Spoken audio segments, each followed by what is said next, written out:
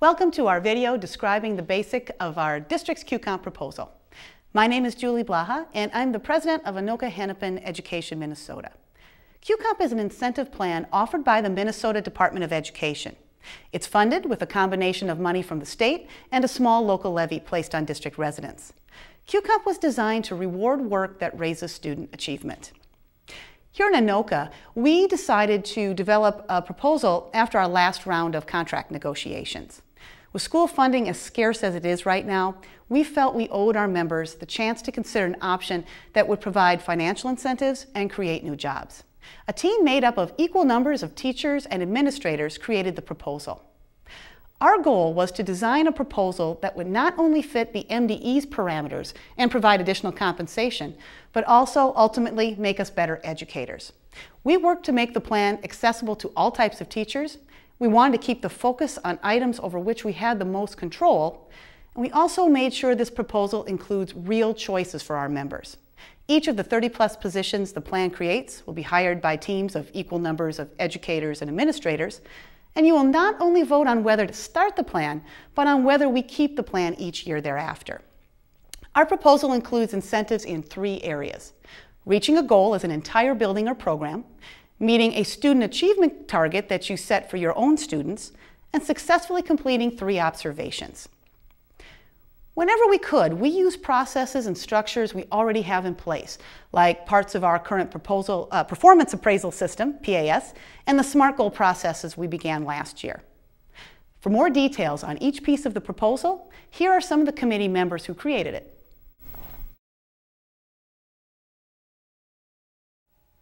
Hi, I'm Mike Burry, and I'm the Professional Learning Community Coordinator at Andover High School. As Julie mentioned, the first component of the incentive package is based on a school-wide goal. The incentive for the school-wide goal is $210, or 10% of the total incentive package. The school-wide goal will be in the format of a SMART goal and may be developed in the same way that goals are currently developed for your site improvement plan. Participants at multiple sites will select which site's goal they will use. The school-wide goal is the only one of the 3 incentive components for which the state requires a connection to standardized test results like the MCA or MAP test. During the 2010-11 school year, elementary school-wide goals would be focused on the reading MCA, and secondary school-wide goals would focus on the math MCA. While it's true that every staff member in the building contributes in some way to the success of our students on standardized tests, most teachers do not have a standardized test directly attached to their teaching assignment. That is why this component accounts for only 10% of the overall compensation. Hello, I'm Ryan McSwain, Social Studies teacher and AAHEM Building Representative at Coon Rapids Middle School. The second component of Q-Comp is the setting of an individual goal tied to a financial incentive. This goal will be in the form of a SMART goal, something a majority of staff already set every year. This SMART goal may be written as a PLC for many or individually for many others. Many participants will choose a test like the MAP test or a common assessment in their specific content area to base their goal on. The goal should align with school-wide goal when possible and apply specifically to the work you do. The compensation for reaching or showing adequate work toward this goal would be $210. The Q-Comp administrator would gather information from the participant and the peer evaluator to determine if this goal has been met. Again, this is primarily about setting a specific achievement goal for your students, something most of us already participate in. The required Q-Comp component now provides the opportunity to earn some extra money for reaching the goal. In essence, the potential for extra compensation for something many of us already do.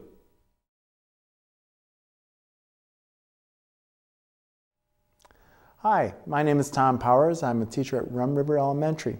I'm here to talk about the observation part of Q-Comp. There's 3 observations during this part, and it's a huge piece. It counts for 80%, which means you can make up to $1,728 during this part. The observations are based on the PAS system that we already use when we are on a cycle with our principals. And we are going to only focus on the instructional domain piece of it, not the whole thing. Now, you have 3 observations. The first observation is with a peer evaluator, who is one of the people who will continue to go from building to building and place to place.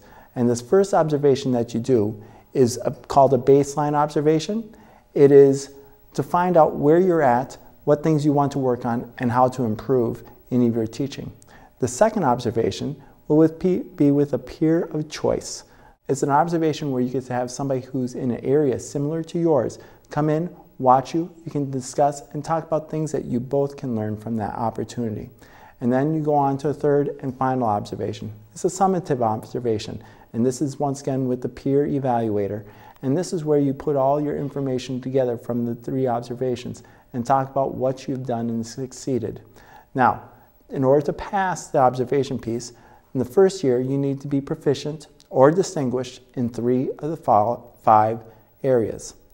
And the second year you need to be proficient or distinguished in 4 or 5, and then third year and on you'll have to be proficient or distinguished in all of the areas.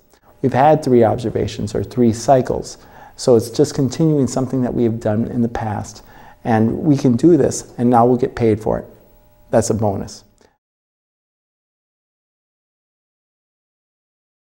Hello members, my name is Lemoyne Korgard. I'm your AHEM Vice President and a 32-year veteran teacher in the Anoka Hennepin School District. I currently am assigned at Oxbow Creek Elementary. I'm here to chat for a few minutes about the career ladder positions in our Q-Comp program. These are positions that support our Q-Comp program, and there are basically 3 positions that I'm going to chat about. One is the peer evaluators. These are 30 positions that will be selected by a joint team of AHEM representatives and district administrators.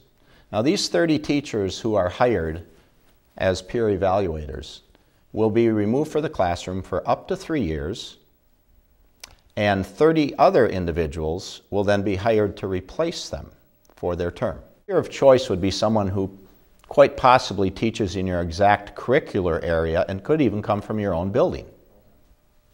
We felt that one thing our members wanted in a Q-Comp plan was the ability to have a like subject area teacher observe them and then learn from that experience and that process. And by the way, the 2 people overseeing the program, we would have a coordinator, actually 2 coordinators if it were, and one would be provided as a district administrator in charge of the Q-Comp program from that side of it. The other would be a separate teacher on special assignment, or as a TOSA as we know them, and that teacher as well would have equal control over the program.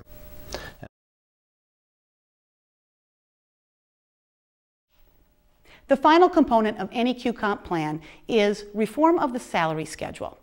Now for us, that means that we'll make a change to one part of our salary schedule and the rest will remain the same. Our lanes will be unchanged. Nothing will change about our lanes whatsoever. How we negotiate the amount in each individual cell will also remain unchanged and still be part of our regular negotiations process. The only part of our salary schedule that changes are the steps. The steps will be renamed performance increments, and technically they'll be based on satisfactorily completing your observations. So if your observations go well, you move a step just as you do now. Let's say they don't go so well. If in the first year you don't meet your standard, you would not get your incentive, but you'd still move a step. The next year you'd be placed on a formal evaluation with your administrator. Now, if that goes well, you're back moving to you get the incentive and you move a step again. If it doesn't go well the second year in a row, you still don't hit your standard, you won't get your incentive, and you also will remain at that step. You'll remain at that step until your observations are back to a satisfactory level. So how does Q-Comp work in other districts? Well, we asked union presidents in the district whose plans we looked at as we developed ours. Here's what they had to say. I'm Barb Kettering, president of the Mountains View Education Association, and we have been in Q-Comp for 6 years. I think one of the biggest surprises to me about Q-Comp has been the observation part. Teachers, of course, initially were very leery of having 3 observations a year, and we have colleagues doing them, so surprisingly that also brought a lot of anxiety with it. What has happened is the teachers now think this is the best part of Q-Comp. It starts with the observation, where a colleague comes into your class, and then it continues with that conversation about what happened in the class, what were the strategies, what were the practices that were observed, and it really raises the level of conversation about professional learning in our school district. So as a professional development activity, the observations now are really welcome and in fact quite popular with the teachers, which was a big surprise to me. Jim Smola, Dakota County United Educators. I'm the local president, and we've had Q-Comp 4 years. The question I was asked was, what impact does Q-Comp have on our negotiations process? It has not had any impact on our negotiations process.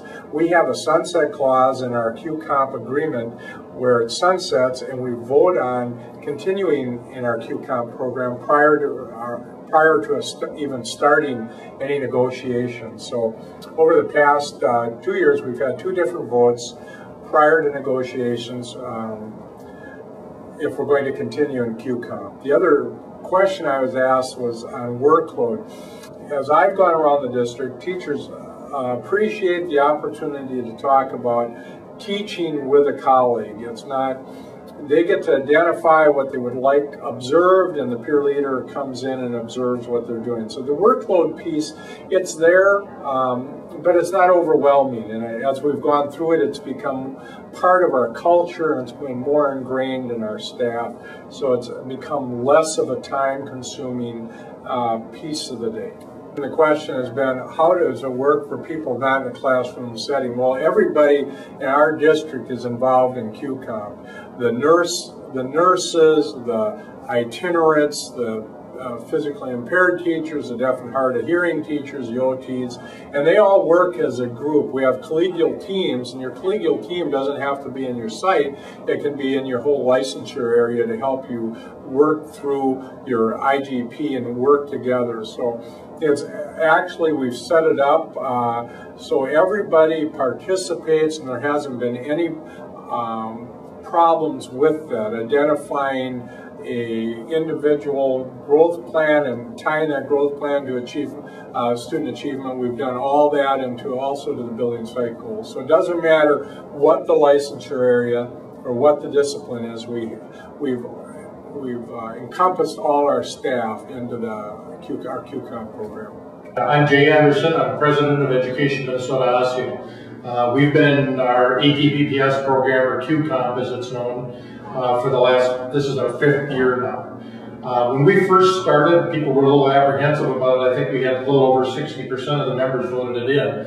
But now ever since then, it's been 90+% every time we voted it. And we vote on a yearly basis, so I think that's reassuring to members, because they know that if something dramatically or drastically changes in the plan, that they have an opportunity to opt out or get out of the plan. So I think that's one of the big selling points, and one of the pieces I think that makes it continue to go for us too. Yeah, and we have great success meeting our goals, because just as a teacher in a classroom, and you don't want to have your kids fail, as your peer, if I'm your peer working with you, it's my job to make sure that you're successful and that you meet your goal. So if you're having problems, we come in, we sit down, we talk about it, we talk about what needs to change or what needs to be adjusted so that you're going to get there. So as your peer working with you on whatever goal it is that you've got set, I'm not going to let you fail. You're going to get there. And that's what we have 97+% of our people making.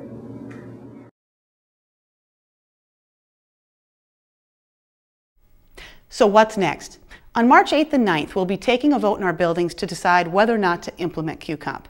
To pass, we would require a 75% majority of those voting on the proposal. If the proposal passes, it will be implemented the next school year. Now, as with any compromise between educators, administrators, and state government, there will be positives and negatives in this proposal. As you weigh the components of our plan for yourself, please contact us with your questions. You can email us at ahem@anoka.k12.mn.us or visit the website dedicated to our proposal at ahqcomp.blogspot.com. Thank you for watching and for taking the time to make an informed decision.